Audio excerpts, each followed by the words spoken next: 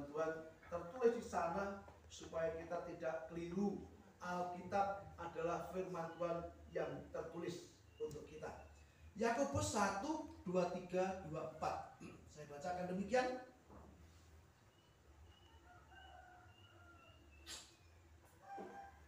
Sebab jika seorang hanya mendengar firman saja dan tidak melakukannya, ia adalah seumpama seorang yang sedang mengamat-amati mukanya yang sebenarnya di depan cermin.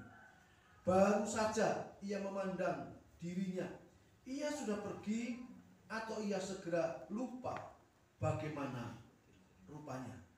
Bapak Ibu Saudara sekalian yang dikasih Tuhan, pada pagi ini renungan firman Tuhan saya beri judul firman dan perbuatan.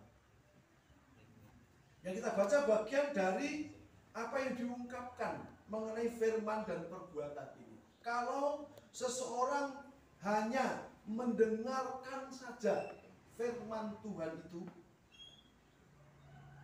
tidak melakukannya, maka dikatakan kita akan segera lupa.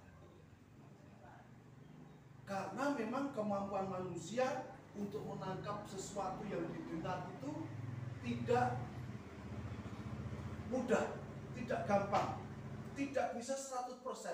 Menurut survei diberitahukan bahwa firman Tuhan yang disampaikan kepada jemaat itu atau jemaat yang mendengar firman Tuhan pada setiap khotbah maksimal hanya 11% sampai 15% yang ditangkap.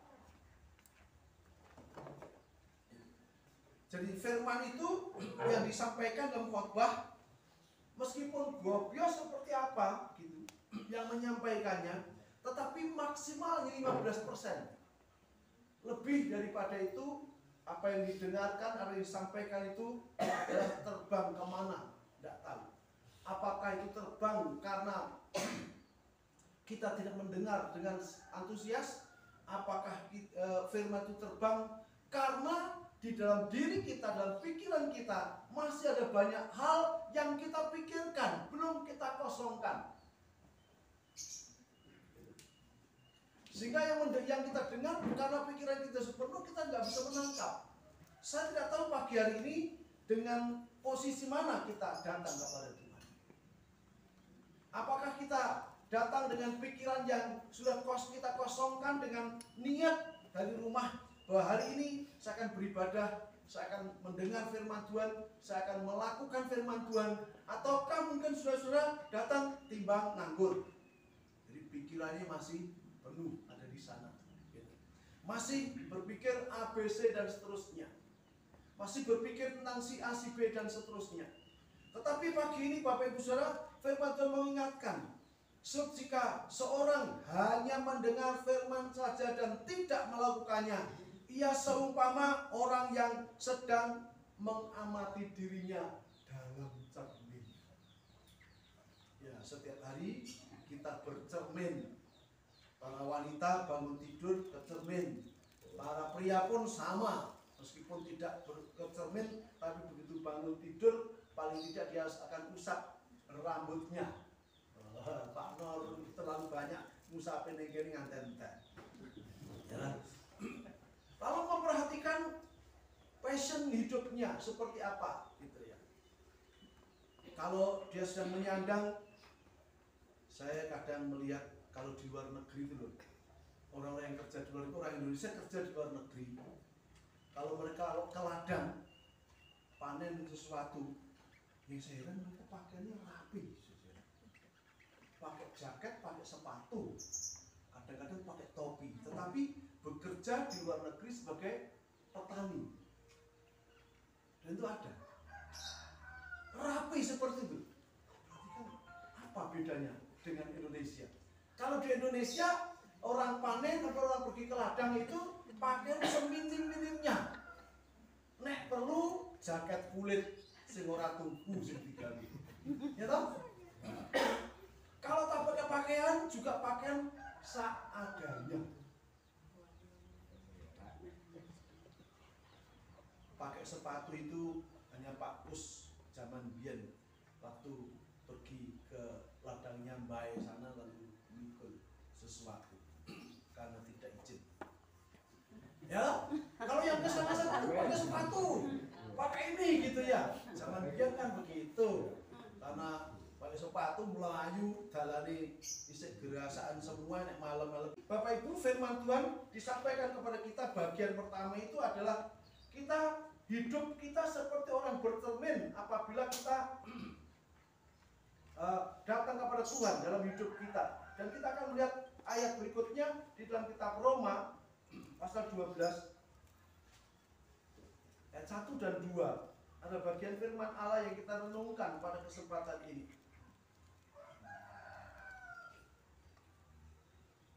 Karena itu saudara-saudara, demi kemurahan Allah, aku menasihatkan kamu supaya kamu mempersembahkan tubuhmu sebagai persembahan yang hidup, yang kudus dan yang berkenan kepada Allah. Itu adalah ibadahmu yang sejati. Janganlah kamu menjadi serupa dengan dunia ini, tetapi berubahlah oleh pembaharuan budimu, sehingga kamu dapat membedakan manakah kehendak Allah, apa yang baik, yang berkenan kepada Allah, dan yang sempurna. Ibadah yang sejati dikatakan oleh firman Tuhan atas kita semua bercirikan kepada hal ini, yaitu ayat yang ke-12, mempersembahkan tubuh sebagai persembahan yang hidup, yang kudus, berkenan kepada Tuhan. Membawa diri hidup kita sebagai sebuah persembahan kepada Tuhan. Kalau zaman perjanjian lama, persembahan itu identik dengan binatang yang dipotong, diambil lemaknya, dibakar. Jadi berodote itu yang digunakan oleh zaman dulu. Yang dipersembahkan kepada Tuhan. Dagingnya boleh dibagi-bagi, tapi isi perut itu yang dibersihkan lalu dibakar sebagai persembahan kepada Tuhan. Yang berarti kalau persembahan itu berupa seekor sapi, sapinya harus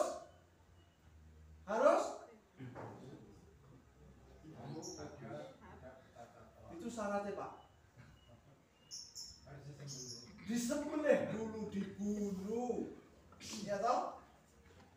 Kita memilih yang sempurna, yang gemuk, yang muda, yang sempurna, yang baik. Kalau sangler tidak boleh. Sangler itu apa? Gede sise. Itu tidak boleh dipersembahkan kepada Tuhan. Memang ada banyak ciri yang ada di situ. Tetapi lebih daripada semua itu harus disembelih. Persembahannya adalah seekor binatang yang dibunuh mati. Kalau tidak mati, tidak bisa dipersembahkan kepada Tuhan sebagai persembahan pada masa itu. Kemarin kami mendapat tamu dari Ngawi ke rapat daerah adalah Ibu Pendeta Ella yang mengatakan sebagai jemaat Tuhan, gereja itu diawali tahun 2003. Dia dulu pengerja di sebuah kota di kota Ngawi, kira-kira 4 kilo 5 kilo dari situ. Mamanya seorang gembala sidang di Ngawi kota. Dia setelah dewasa sekolah kitab dan menjadi pengerja di mamanya itu. 14 tahun dia menjadi pengerja di sana. Lalu karena dia memenuhi tuntutan sekolahnya di STI, dia harus membaptiskan sendiri sedikitnya 12-14 orang dari tangannya sendiri. Karena itu dia tidak bisa mengandalkan tinggal di sebagai pengerja yang 14 tahun dia lakukan itu. Dari masa muda dia sekolah terus sekolah sampai selesai, menjelang 14 tahun dia bekerja di tempat itu dengan mamanya sebagai pengerja, bukan sebagai anak tapi sebagai pembantu mamanya dan dalam gereja itu. Ingat. Lalu STI katakan, sebelum kamu diwisuda, kamu harus mempersembahkan kepada 14 orang, 12 sampai 14 orang, dibaptis oleh kesaksianmu sendiri, oleh menangmu sendiri kepada jiwa-jiwa, bukan kepada orang Kristen yang dibaptis. Tidak. Lalu bersama dengan suaminya dia katakan, "Pak, bagaimana kalau kita membuka cabang tempat lain? Kita izin sama mama." Mamanya itu keturunan Belanda, saudara. Orang yang dipakai oleh Tuhan zaman larang pangan tahun nggak enak di sana. Itu ada mujizat luar biasa di gerejanya pada masa itu. Mereka semua sedang kekurangan pangan. Menurut ceritanya, karena kakak dari Bu Ella itu pernah kuliah di Jember, namanya Yusuf. Lalu waktu mau wisuda, ceritanya, "Om, saya besok wisuda, saya datang sendiri, mama nggak bisa hadir. Om nanti ganti mama saya, memberi undangan untuk hadir di acara wisuda." Itu ceritanya. Yusuf kenal baik dengan kakaknya. Waktu ketemu adiknya ini, singkat cerita yang ada, dia harus memenuhi persyaratan yang ada. Lalu kepada suaminya, itu kita memberikan di mana? Mami akan izinkan, tapi dengan tekad bulat mereka berdoa, mereka bersungguh-sungguh, dan pada akhirnya membuka cabang di sebuah tempat yang agak jauh dari kota, 4-5 kilo lah kurang lebih begitu. Lalu dia mulai kontrak rumah, dia mencari jiwa. Pada tahun 2003 itu masih rodok empuk ya, mencari jiwa akan lebih mudah. Mereka katakan, kita tidak mau cari jiwa dari gereja lain, tapi dari tempat kita sendiri. Kita cari, dan akhirnya 1, 2, 3, 4, 5, sampai 12, 14 mereka dapatkan, dan senang karena bisa dipersembahkan sebagai persyaratan wisuda di sekolah Alkitab yang dia sekolah. Senang, waduh, puji Tuhan, 14. Dan itu berjalan beberapa saat, 14 orang itu saja yang dikelola. Lalu membaca ayat ini, dia katakan, "Persembahkanlah tubuhmu sebagai persembahan yang hidup, kudus, dan berkenan kepada Allah. Itu adalah ibadahmu yang sejati." Mereka bukan lagi sukacita dengan 14, tapi menangisi. Kenapa sekian lama? Hanya 14 orang yang kita menangkan. Karena targetnya hanya 14 orang untuk memenuhi persyaratan wisuda. Lalu mereka berdua akhirnya menangisi kondisi itu dan bertobat di hadapan Tuhan, saya sudah ada di sini, sudah ada di tempat ini untuk merintis. Saya tidak lagi ada hubungan dengan pusat. Dan itu pada waktu itu lalu mereka katakan, putuskan hubungan dengan gereja pusat, maksudnya dengan mamanya dengan 14 orang yang sudah kami menangkan. Kami berhenti untuk menjadi pengerja, karena kalau di situ saya hanya menggantungkan hidup. Kalau nanti saya tidak bekerja atau tidak ada berkat, saya dapat makanan dari mama dan gereja setempat. Kami tidak mau. Kami mulai Tuhan memberikan hidup saya menjadi persembahan yang hidup, menjadi ibadah yang sejati di hadapan Allah. Berdua kami pergi, dan tolong mama doakan kami untuk kami bisa pergi membuka gereja baru dengan 14 orang yang ada. Setiap hari mereka berdoa, mereka pergi mencari jiwa-jiwa, menangisi jiwa-jiwa. Ketemulah wong edan. 14 tadi orang tadi dimuridkan, diajar tentang firman Tuhan, bagaimana melakukan firman Tuhan, bagaimana berpuasa, bagaimana menghadirkan kuasa Tuhan, bagaimana ini itu segala macam. Maka dilakukan bersama 14 orang itu. Mereka katakan, kami mau pergi. Jadi kalau siang jangan cari kami di rumah.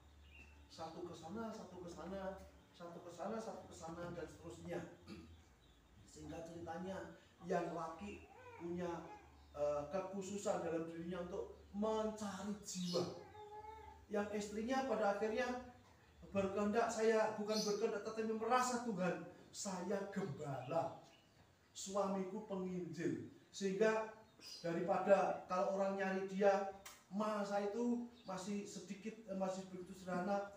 Kalau ada orang datang, kita pergi, kamu pergi, kita tidak bisa ketemu. Ya kalau enggak, ya katanya ke istrinya. Itu sangat sederhana. Kalau orang tadi datang kepada kita untuk menyerahkan diri kepada Tuhan, kan bisa saja orang kirim.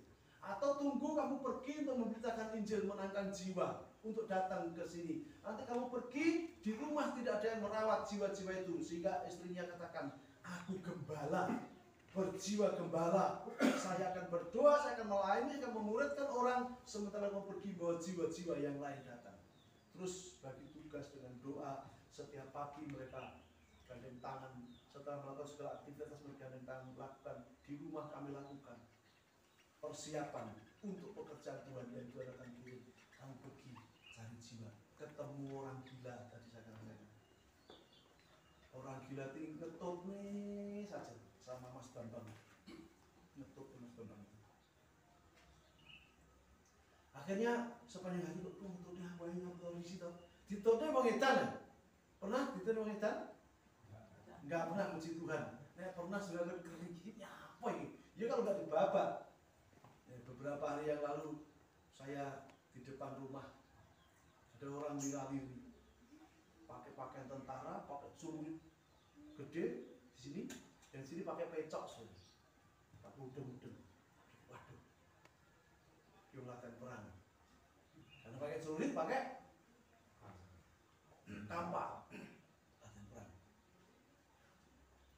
Itu tangga-tangga berdua. Kong, siapa bu? Saya baru ngomong liwat tapi mau nyala mobil. Lalu tutup pun lawan ngarep, baru tak tutup saking. Tapi, waspada, BML datang lagi. Ini udah sebentar lewat. Tadi kesini, kemudian lewat sini. Mereka udah nginjen depan itu. Ternyata wangitan bu.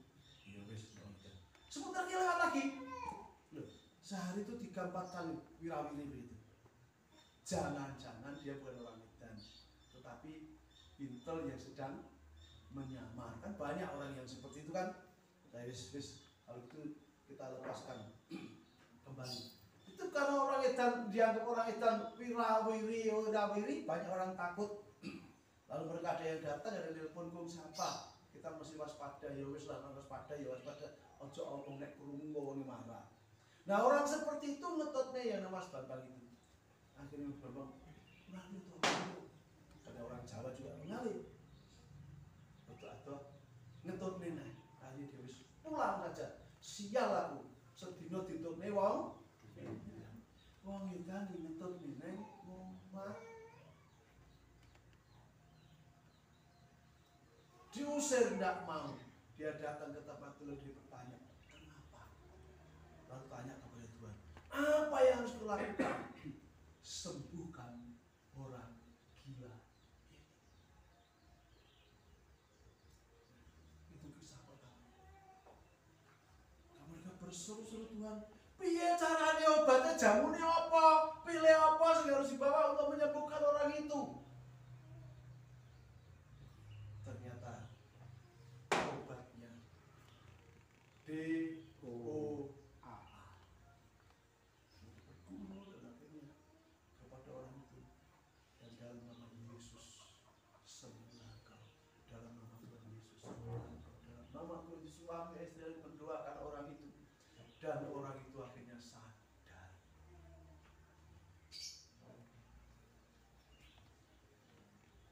Dalam keadaan yang masih sangat meragukan seperti itu, besok suaminya pergi, orang edannya tinggal di rumah.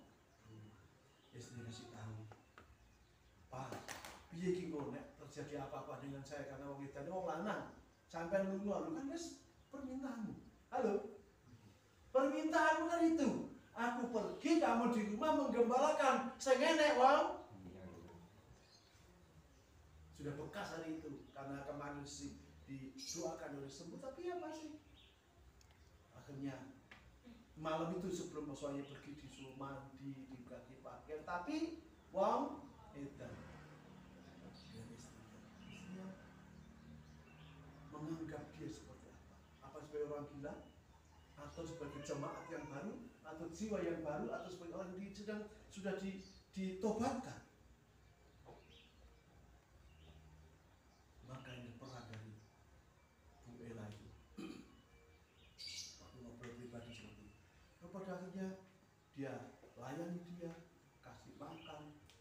kasih sapu, suruh nyapu, dan ini fisiknya masih berganti badan, sudah mandi, tetapi masih morat-marit seperti itu, rambutnya wis rada gimbal, ya dimandikan juga belum bersih amat lah. Terus suruh nyapu, suruh apa, kamu nanti tidurmu di sini, nanti ini dan segala macam. Makannya tidak boleh di luar tapi di meja makan sederhana yang ada. Siang berhadapan, mari kita makan, berdoa berdua. Kalau wong bekase wani sebagai seorang ibu di hatinya, tapi dikatakan Tuhan, kalau memang ini harus kulayani sebagai buah sulung untuk pelayan gereja ini, maka Tuhan akan pakai saya, Tuhan akan memampukan saya, Tuhan akan tolong saya, dan seterusnya. Nyun sewu jenenge wong bekas wong edan lho patek normal juga, suara sudah mulai baik, sudah enggak kapan lagi. Tengah-tengah makan sing wong edan dadi glegekne enggak enak. Aduh, dijak mangan bareng wong kenal lho, glegekne aja bekas wong edan sak enek titik-titik edan. Gusti Allah nyun ngapura jare Pak Ela. Ora diterusne mangan. Dia sedang melayani tamu, mengajak makan tamu, terus nih mangan ning kene ini kudu tahan Tuhan dalam nama Yesus dan memampukan. Itu hari pertama dia melayani. Dan pada singkat ceritanya orang itu disembuhkan oleh Tuhan karena pelayanan yang sungguh-sungguh. Dan dia menjadi mitra pelayanan pada berikutnya. Dia pada akhirnya setelah gereja itu berkembang menjadi majelis gereja yang pertama, menjadi diaken yang pertama. Baru 3 tahun terakhir meninggal orangnya. Tapi dari saat itu sampai 3 tahun terakhir dia menjadi pengerja yang baik, menjadi pelayan Tuhan yang baik, menjadi anak Tuhan yang bekerja bagi Tuhan, yang mempersembahkan hidupnya bagi Tuhan. Dan apapun yang diperintahkan oleh Ibu Gembala dan Bapak Gembala, dia lakukan, dia membela banyak orang yang ada. Dan memang Ibu Ela dan Pak itu akhirnya dipakai oleh Tuhan dengan begitu luar biasa di tahun 2016. 16-17 itu panen raya di situ, sebelum COVID itu menangkan orang Muslim 150 orang. Karena menangkan orang Muslim itu banyak, Muslim itu ngamuk, orang-orang yang baju yang cingkrang yang tidak bisa kerja tutup. Nah, pendeta terus ditangkap, dia melecehkan ini itu segala macam, pagi siang sore dicari baik polisi, tentara, kalau mereka semua, kalau tidak ditangkap kami tangkap sendiri. 150 orang Muslim dimenangkan. Orang tidak bisa dicegah lagi. Pada waktu 4, 5, 6, 7 katakan oh puji Tuhan, puji Tuhan, tapi terus ditambahkan. Gara-garanya karena ada orang yang buka pesantren pertama kenal Tuhan. Tuhan pakai dia memang luar biasa. Gereja itu harus tetap berjalan, ngotot tidak bisa ditutup. Saya tidak mau beri itu, kalau nyawa saya menjadi jaminannya, saya akan tetap menggunakan rumah ini, tempat ini milik kami sendiri. Mempertahankan diri untuk tidak bisa ditutup, dan saya tidak mau berhenti untuk memberitakan Injil. Yesus juru selamat satu-satunya, dia penguasa di muka bumi ini. Kalau saya bibir untuk mengatakan, untuk tidak mengatakan Yesus adalah Tuhan, tidak bisa, karena Yesus adalah Tuhan. Dan terus bekerja. Sampai jemaatnya itu tahun 2003 dibuka, tahun 16 itu sudah 1018 bukan.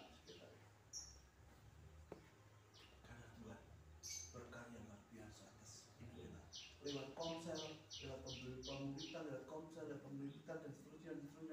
Dan Bapak orang gila itu menjadi pendamping setia.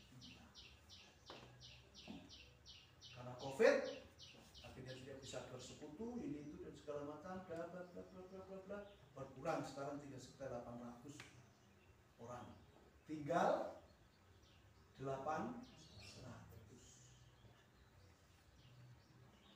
Jadi dari 14 tambah wong edan biji, terus bergerak menjadi 1018, mundur karena COVID sampai hari ini belum terlalu pulih, tinggal 800.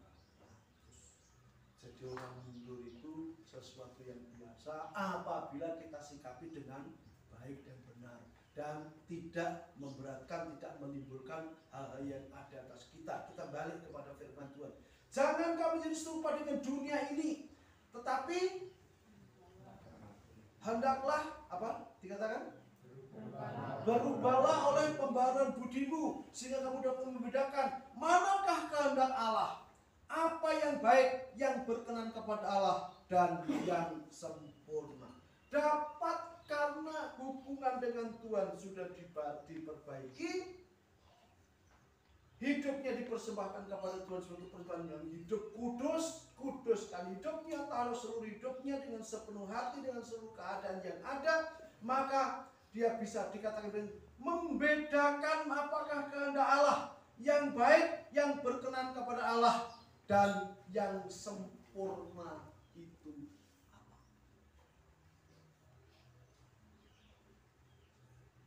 Dia ceritakan liku-liku yang ada. Dia pernah mengalami satu hal yang dalam kekurangan di masa yang lalu.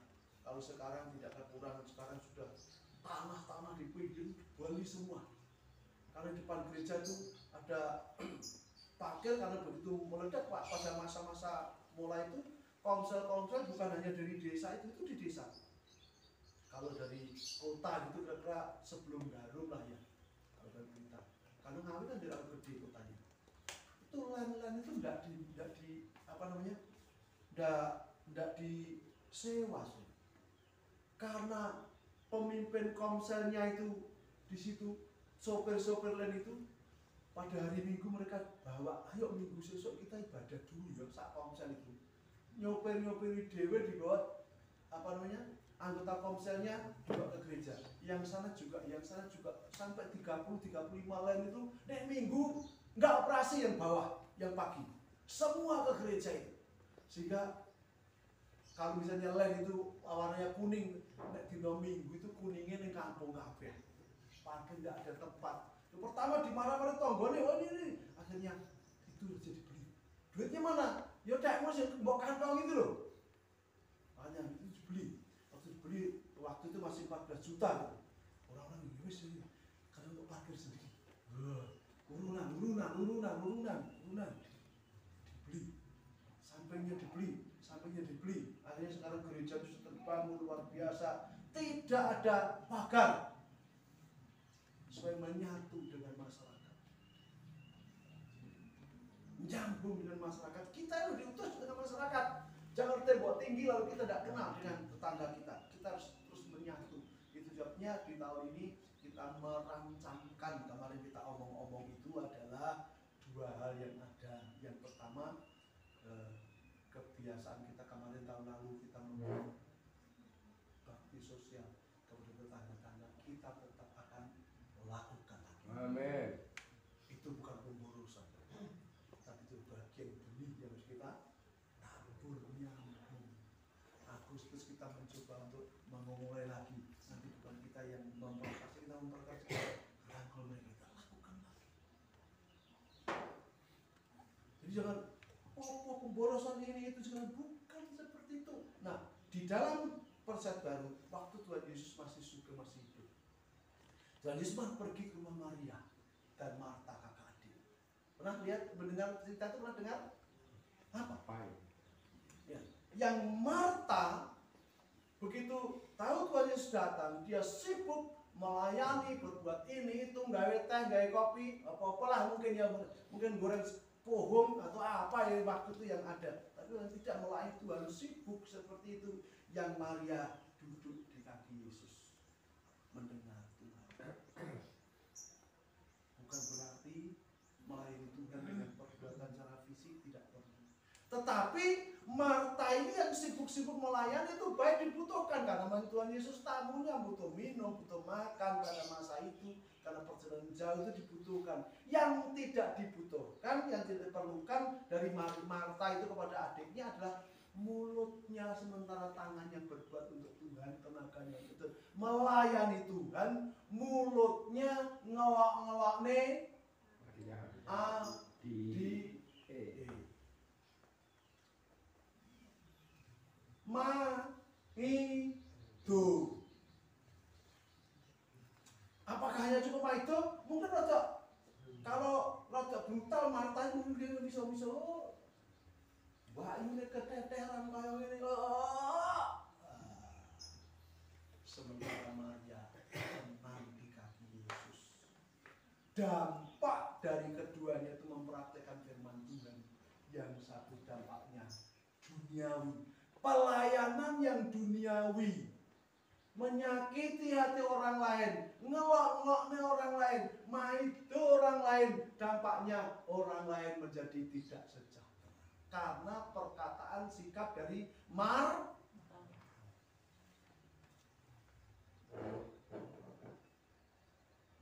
kita berkaca hari ini di hadapan Tuhan. Milo hari ini terhadap kepada firman Tuhan. Persembahkanlah tubuhmu sebagai persembahan yang hidup, yang kudus, dan berkenan kepada Allah. Itu adalah ibadahmu yang sejati. Itu adalah hidupmu yang sejati di hadapan Tuhan. Itulah harga yang ada dalam wujud yang seharusnya kita wujudkan dari hidup kita. Kalau kita melayani Tuhan, tidak usah disertai paidul mema ngelem karuan, tapi maido. Apa sedikit nyalahkan orang lain, melihat kesalahan orang lain, mengutarakan, berbuat ini goro-goro, ini goro-goro, ini goro-goro, ini baru berbuat sedikit ya, berpikir wah aku dirugikan, jangkaulah atau menjangkau yang tidak terjangkau, melayani terlayani, waktu diambil, loh kok dibiarkan saja? Aku yang jadi korban. Saya yakin Maria duduk diam, dia melakukan, bukan hanya berdoa, tapi karena serahkan dirinya, tidak perbuatannya tidak ditonjolkan. Dia datang kepada Tuhan, minta Tuhan, dan pasti dia melakukan apa dengan masa yang sunyi, hati yang sunyi, berbuat tetapi tidak berkata-kata, karena hatinya yang diserahkan kepada Tuhan, hidupnya yang sudah dikuduskan, dipersembahkan jadi persembahan yang kudus di hadapan Allah. Dia lakukan semuanya dengan penuh takut akan Allah. Dia melakukan apapun tidak digembar-gemborkan, tidak dipamer-pamerkan, tapi dia lakukan semuanya untuk hormat kemuliaan nama Tuhan. Tidak seperti Maria nyambut gaul.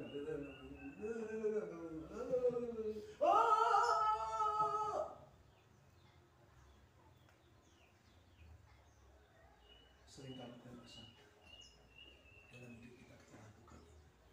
Saya beribadah kepada Tuhan, saya menyembah kepada Tuhan, tetapi hatinya kita mulai dari itu kok sungguh-sungguh, itu kok begitu.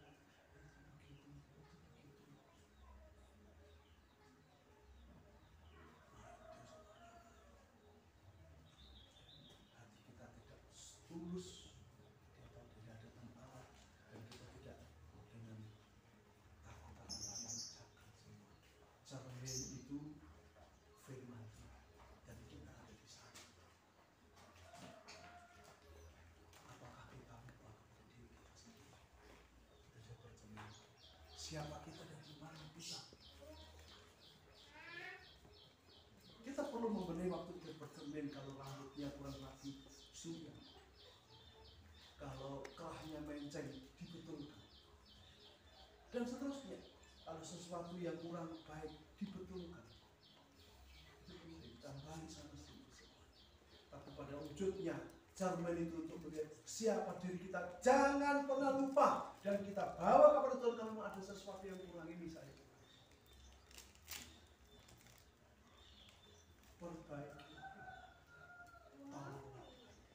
Kalau selama ini saya berbuat dengan banyak mulut yang ini itu kata Tuhan, saya mau berhenti, saya belajar menjadi seperti Maria, berbuat dalam suasana yang sunyi, tidak dipamerkan, tidak untuk ini itu untuk kemegahan, tapi semuanya adalah untuk kemuliaan Tuhan. Dan itu bisa teruji waktu kita bisa bertahan dalam segala dipaidu, dikata-katai, kita tetap eksis di hadapan Allah, melakukan saja, disakiti tidak disakiti, dipaidu nggak dipaidu, dihakimi atau tidak, kita tetap ada di hadapan Allah. Saya melakukan kehendak Allah dalam hidup saya untuk kemuliaan Allah. Si A itu saya beri, si B menyalahkan saya beri, tapi saya akan melakukan apa yang menjadi tugas yang Tuhan beri kepada sehingga suasana damai yang sejahtera, penuh perkenanan Allah ada atas kehidupan kita, berkenan dan hidup berkenan kepada Tuhan, ibadahmu yang sejati. Dan dikatakan firman Tuhan, hingga kamu dapat membedakan manakah kehendak Allah, apa yang baik, yang berkenan kepada Allah, dan yang sempurna. Yang sempurna itu cocok di hadapan Tuhan, cocok di hadapan manusia. Tidak berdampak yang negatif, apa yang kita perbuat, tetapi dampaknya kemuliaan nama Tuhan. Jangan berkecil hati kalau kita di desa. Kata Mbak Ella, kemarin saya ngobrol secara pribadi, cerita yang ada itu, jadi katakan jemaat mula-mula di waktu di seminar, dikatakan jemaat mula-mula yang dimenangkan itu di pengurus gereja, tidak dicerita nih, ada orang banyak, tapi dulu saya pernah mendengar cerita itu waktu ketemu beberapa tahun lalu. Itu ngedar mas, kalau cerita lagi, mas pernah tak cerita nih, saya mau ngedar itu 3 tahun lalu meninggal. Ya, sementara COVID itu meninggal, saya kehilangan luar biasa karena dia yang edan, yang dipulihkan, yang dipulih oleh Tuhan dan bergerak menjadi alam yang luar biasa. Dikatakan kalau yang ingin mendalam, mungkin waktu seminar hanya singkat, boleh sementara waktu sela-sela waktu. Aku ada di sini, dia bilang, boleh ngobrol apa yang belum dilakukan, apa yang belum dilakukan di gereja masing-masing. Kenapa gereja mandek, kenapa yang di desa kita masuk kecil, kenapa yang ini itu segala macam, silakan datang, tak buka. Gon kuning desa, wong desa, enek persembahan kadang-kadang ndok digawa ning gereja zaman masa-masa lalu. Gue wedhus perpuluhan, pernah nggo jagung dibawa ke gereja sudah pada masa-masa lalu. Akhirnya mau dikasih tahu, nek perpuluhan gue anu bude, ya seneng dikai ndok, dikai pitik, gane wedhus. Tapi nek gane wedhus aku rasa ngaret tadi. Doleng ae, duitnya dibawa ke sini. Oh iya, ada berubah. Jadi dulu kalau waktu pertama-tama, waktu mulai berkembang tahun 2004, 2005, 2006 itu terjadi begitu. Gendong jagung, gendong gedang, gendong kelapa, ngindit pitik, nek wedhus ora dituntun. Pernah katanya waktu itu ada sing bawa pedet. Akhirnya dimuridkan, nanti diomongi ini memberi puji Tuhan semuanya. Dimuridkan, diberitahu Mbah, nek nggawa wedhus, nggawa cempe, nggawa apa jenenge pedet. Sehingga ini sapa Mbah? Ya memang ada sih yang ngatur gereja supaya akhirnya ada pengurus gereja Indonesia, tapi diuangkan. Sekarang di tanah itu perlu dibeli. Membangun apa kemarin? Membangun TK di desa, membangun TK, tetapi semuanya kayak ning kutho, pakai AC sudah. Duitnya 2 juta. Tanah itu dibeli, dibangun ini rencana seperti itu. Tunggu nanti duitnya 2 juta gereja begini. Tapi yang jemaatnya 800 ya lah. Akhirnya selesai. Sekarang muridnya masih baru 23 orang. Tapi bangunan itu 1,5 M. Sunyi sudah selesai. Tidak ada suara dari mana-mana. Mereka lakukan sampai diberi lapangan bola. gereja yang dimulai yang ada sekarang menjadi gereja waduh. Jadi wow 800. Itu semua bekerja sama. Gampang nggak ngatur wong 800 karo wong 30 penak iki? 30. Penak 30, kadang 30 kita masih belum lengkap belum bisa nonton baik. Ya kan? Kadang masih pilih kasih, pilih apa nih? Nek kasih bakul pecel milih kasih orang milih kasih di sana, milih kasih di dalam ini perhatikan dari berikan itu kok iya kok sing diparani aku kok orang sembayangi aku dan seterusnya masih ada sing wong 800 tadi wis nyawiji sehingga Pak Truting gitu dari gembalanya di sana mendengar. Mari kita belajar hari ini tempatkan Tuhan pemimpin penguasa hidup kita sehingga kita masing-masing tunduk tetapi berbuat untuk Tuhan dengan setulus hati kita. Tuhan memberkati sekalian. Haleluya. Sehingga akan maju nyanyikan pujian kita dan hidupku menggenapi firman. Kita berdiri bersama-sama. Haleluya.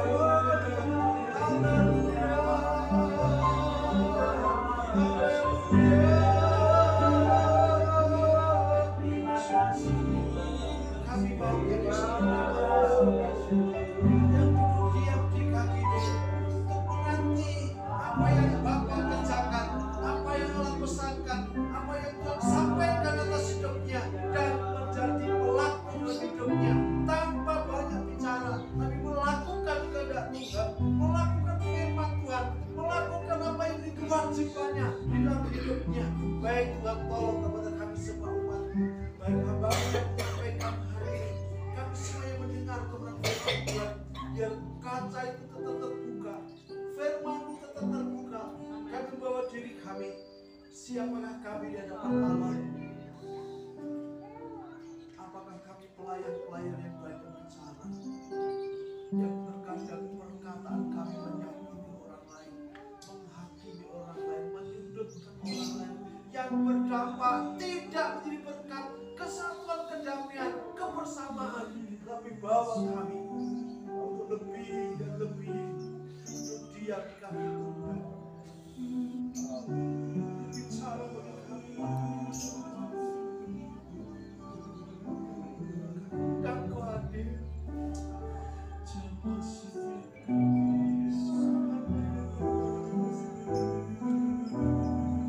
Jauhkan dari hidup kami, persekutuan kami, kebiasaan banyak mulut kedengaran kami, dan pernyataan-pernyataan yang tidak memberkati dalam pertopangan yang lain. Kami beri hati kami dan merasa rendah setiap waktu. Seraya menutup telinga kami hanya mendengar dengan hati dari Tuhan apa yang menjadi kehendak-Mu atas hidup kami. Lebih banyak yang mendengarkan firman Allah, sujud berdoa agar Roh Allah semakin berkarya, semakin berkarya, semakin berkarya atas kami. Terima kasih, terima kasih, terima kasih, terima kasih. Engkau telah membeda-bedakan kami yang hidup di kota, yang berfasilitas baik, tapi Engkau memberkati, Engkau melihat setiap hati yang terbuka, membawa hidup kami menjadi persembahan yang hidup, kudus di hadapan Allah, dengan seluruh kebenaran kami, dalam segala keterbatasan kami. Engkau bisa mengubah yang biasa, yang tidak ada artinya, menjadi berarti karena Tuhan. Seperti kata pujian kami naikkan Tuhan, Engkau ada dalam hidup kami, kami ada dalam Engkau. Firman dan kuasa-Mu ada dalam hidup kami, menguasai setiap keberadaan kami. Kami menjadi bukti Tuhan, hidup kami menjadi bukti kepada dunia ini bahwa kami milik-Mu, kami anak-anak-Mu. Ada mujizat, ada keajaiban, ada kuasa dalam hidup kami yang boleh mengubah orang-orang di sekeliling kami. Karena kuasa-Mu mengubah hidup kami, dan pada akhirnya tertular kepada orang lain. Ada berita baik, ada berita sukacita, ada berita keselamatan. Yesus Kristus Juru Selamat yang sungguh atas kami.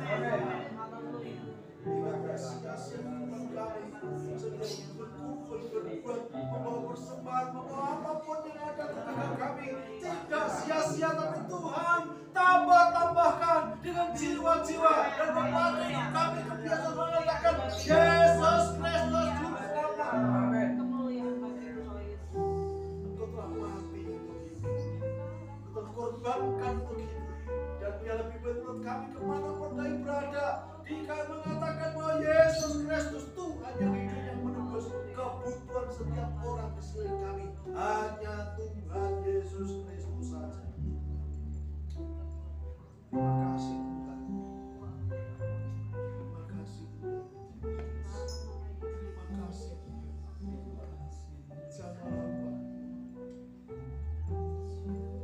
Jamalah setiap umat ini Yesus. Jadi seperti Maria, bukan lemah, tapi yang berserah kepada Tuhan. Karena waktu itu berserah kepada Engkau, ada kekuatan, ada kuasa dari surga atas kami, dan kami menjadi seperti bunda yang meledak sewaktu-waktu, membawa efek yang baik, membawa dampak yang baik, dampak yang memuliakan nama Tuhan. Dan kami yakini tambah rejo akan terjadi seperti tangan Tuhan. Ada Tuhan kami, Engkau Raja kami, Engkau hancurkan setiap hati yang tidak baik di hadapan Allah. Keinginan-keinginan tidak berkenan kepada Tuhan, kami bawa hati kami masing-masing, kami persembahkan sebagai persembahan yang bergerak, yang berbuat atas petunjuk Tuhan, yang berbuat bergerak sesuai dengan perintah Tuhan, dengan dinamit itu ada, perbuatan hati hidup kami digerakkan oleh Tuhan Roh Kudus. Dalam nama Tuhan Yesus Kristus akan terjadi ledakan yang luar biasa. Masalah boleh terjadi, perselisihan boleh terjadi hari ini, dipatahkan kuasanya dalam nama Yesus Kristus. Kebiasaan berbicara tanpa dasar, dipatahkan kuasa kebiasaan itu dalam nama Yesus Kristus. Membangun kedamaian, membangun persekutuan satu dengan yang lain, membangun keakraban satu sama lain, memberikan dorongan satu sama lain untuk terus berbuat agar nama Tuhan dipermuliakan. Hidup kami dipulihkan oleh Tuhan dengan sesama kami. Kita syukur sebentar lagi